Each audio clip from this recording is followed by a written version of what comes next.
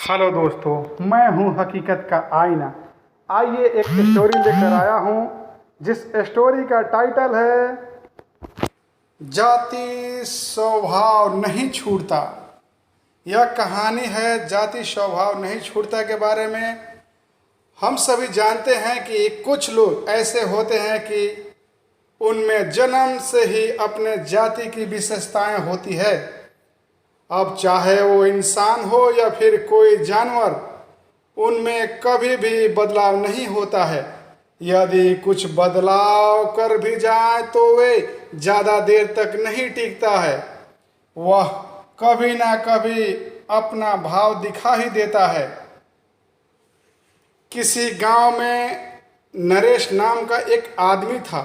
वह बहुत गरीब था। उसके पास 4 बंदर थे। वह गांव में घूम घूम कर बंदरों को खेल तमाशा दिखाता था और उससे जो भी 50-100 रुपये मिलते थे उससे अपना घर चलाता था। एक चीज बंदरों में हमेशा रहती है और वो है दूसरों का नकल करने की। एक दिन नरेश उन बंदरों को नचाने की कला सिखाने का सोचा। फिर वह दूसरे दिन बाजार से एक ढोलक खरीद कर लाया और ढोलक बजाकर बहुत बड़ी मेहनत करके बंदरों को नचाना सिखाने लगा। लगभग 1 सप्ताह में चारों बंदरों ने अच्छी तरह से नाचना सीख लिया। अब नरेश ने उन्हें कपड़े पहनाना शुरू किया। वे बंदर अच्छी अच्छी डिजाइन के कपड़े पहनकर अनेक प्रकार के भाव दिखाते हुए अपना नाच का कला दिखाने लगे। तो दोस्तों, ये है आदमी का स्वभाव। या जानवर हो या इंसान हो, सबका अपना कला होता है। बंदरों के उस नाच को देखने के लिए बड़ी संख्या में लोग आने लगे। जब नरेश ने देखा कि बंदर की नाच देखने के लिए दिन प्रतिदिन लोगों की भीड़ लगने लगी तो उसने स्टेज शो करना शुरू किया। रोज पैसे में वृद्धि होने लगी। चारों तरफ से इन बंदरों के नाच का शोर मच गया।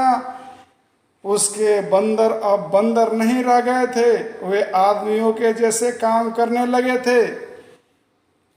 शो शुरू होने से पहले नरेश स्टेज पर आता और लोगों से हमेशा एक ही बात कहता था कि मेहनत के साथ साथ प्रयत्न करने से भी किसी भी प्राणियों के स्वभाव को हम बदल सकते हैं।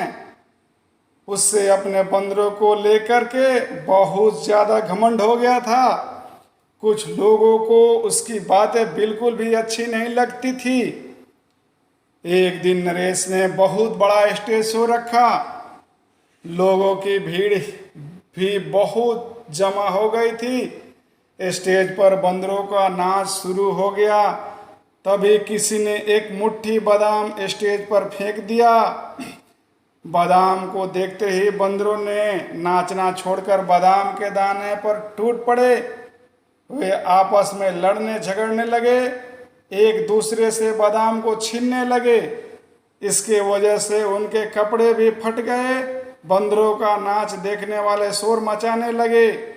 तभी फिर एक और आदमी ने बंदरों को दिखाकर बादाम के दाने स्टेज से नीचे फेंक दिया। अब बंदर स्टेज से उतर कर नीचे आ गए। चारों ओर भगदड़ मच गई। बड़ी मुश्किल से उन बंदरों को काबू में किया गया। तब लोगों ने नरेश से कहा कि तुम्हें अपने बंदरों पर बहुत घमंड हो गया था। तुम ये नहीं जानते थे कि ये ऐसी प्राणी हैं जिनमें छीना झपटी का स्वभाव इनके जाति में हमेशा से रहती है, जिससे तुम चाहे कितना भी प्रयत्न कर लो, ये अपना स्वभाव कभी नहीं छोड़ते हैं और ना उसे कभी बदला जा सकता है। लोगों की बात नरेश को अच्छी से समझ में आ गई और वह उस दिन से कभी भी घमंड नहीं किया और उस दिन से उसे 1 रुपया भी नहीं मिला। उससे खाली हाथ उदास होकर के अपने घर लौटना पड़ा। मुख्तार के द्वारा बताई गई स्टोरी जाति स्वभाव नहीं छूटता कि कहानी आपको कैसी लगी, तो प्लीज़ कमेंट करके बताइएगा। थैंक यू दोस्तों, फिर मिलते हैं नेक्स्ट वीडियो में। अगर आप हमारे वीडियो पे नए हैं तो प्लीज़ सब्सक्राइब कर दीजिए और एक लाइक कर दीजिएगा। और ऐसे ही रोमांचक भरा कहानी मैं आपके लिए लेकर आता रहूँगा दोस्तों।